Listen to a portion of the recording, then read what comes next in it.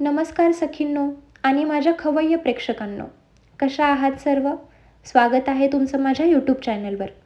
कोथिंबीर वडी म्हटलं की आपल्या डोळ्यासमोर नेमकं काय येतं?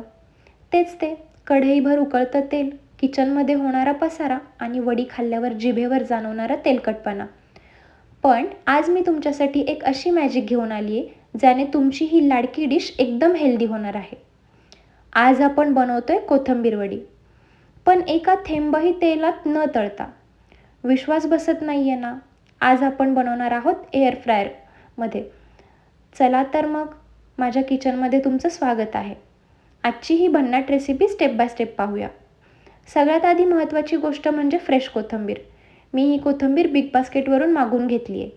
कोथिंबीर निवडताना शक्यतो तिची कोवळी देठं पण घ्या, कारण खरी चव आणि सुगंध त्या देठांमध्येच असतो.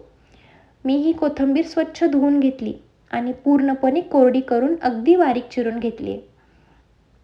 आता एक मोठी परात घ्या, त्यात ही चिरलेली कोथिंबीर काढूया. आता यात टाकूया काही खमंग मसाले. सगळ्यात आधी 1 चमचा ओवा. ओवा टाकताना तो असा हातावर चोळून टाका, म्हणजे त्याचा सुगंध पूर्ण वडीत उतरतो. त्यानंतर चवीनुसार मीठ, 1 चमचा हळद आणि रंगासाठी अर्धा चमचा लाल तिखट, धनेपूड आणि आपला जो काही घरगुती मसाला असेल तो 1 चमचा टाका. आणि हो, झणझणीतपणासाठी मी यात 1 मोठा चमचा हिरव्या मिरचीचा ठेचा टाकला आहे. हिरवी मिरची आणि कोथिंबीर यांचं कॉम्बिनेशन म्हणजे स्वर्ग. आता वडीला तो परफेक्ट क्रंच देण्यासाठी आपण यात टाकूया अर्धी वाटी तांदळाचे पीठ.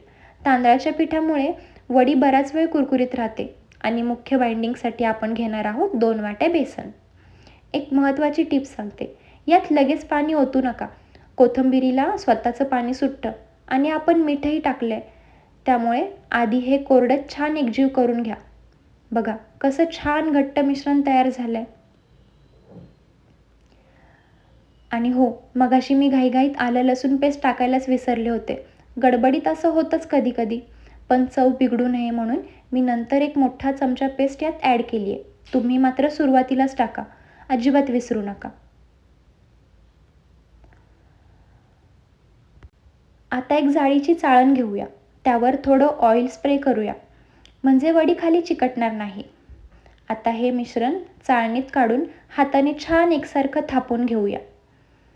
आणि आपली वडी दिसायला अगदी लग्नातल्या पंक्तीसारखी वाटावी म्हणून वरून भरपूर पांढरे तेल लावूया. तिळाचा जो नटी स्वाद येतो ना, तो अप्रतिम असतो.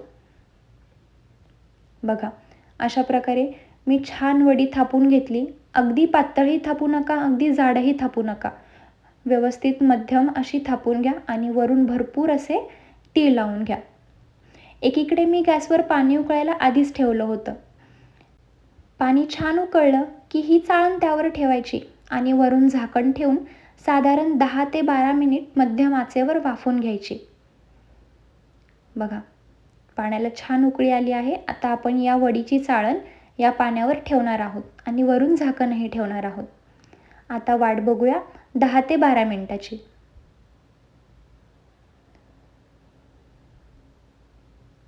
तोपर्यंत तुम्ही चॅनलला सबस्क्राईब केलं नसेल तर नक्की सबस्क्राईब करा. बघा 10 मिनिट झाली आहेत. आता आपली वडी शिजली का नाही हे कसं ओळखायचं? तर आपली साधी सोपी नाईफ टेस्ट. एक चाकू घ्या आणि वडीच्या मधोमध खुपसून बघा. जर चाकू एकदम क्लीन बाहेर आला तर समजायचं वडी आतून छान शिजली आहे. आता गॅस बंद करू आणि आपली वडी पूर्णपणे थंड होऊन देऊ. गरम असताना वड्या पाडू नका, नाहीतर त्या तुटू शकतात.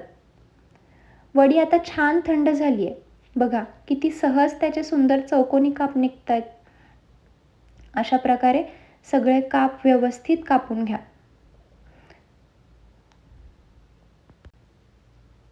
बघा किती व्यवस्थितरित्या वडीचे काप होत आहेत.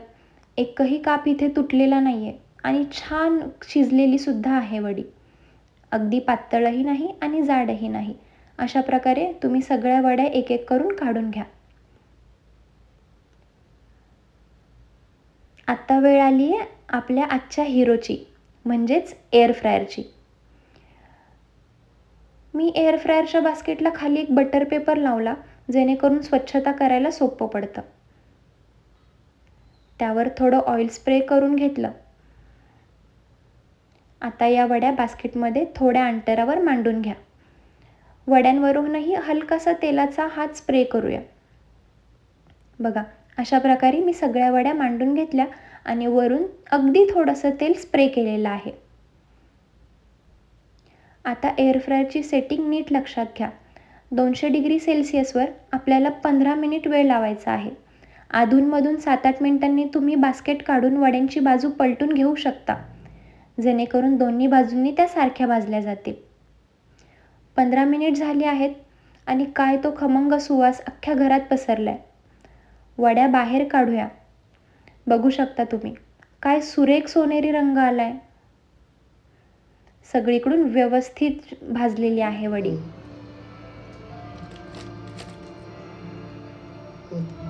आता ऐका हा कुरकुरीत आवाज. आवाज ऐकलात ना? कोण म्हणेल ही वडी तळलेली नाहीये? एकदम खुसखुशीत. चवीला तर ही इतकी भारी लागते की तुम्ही तळलेली वडी विसरूनच जाल.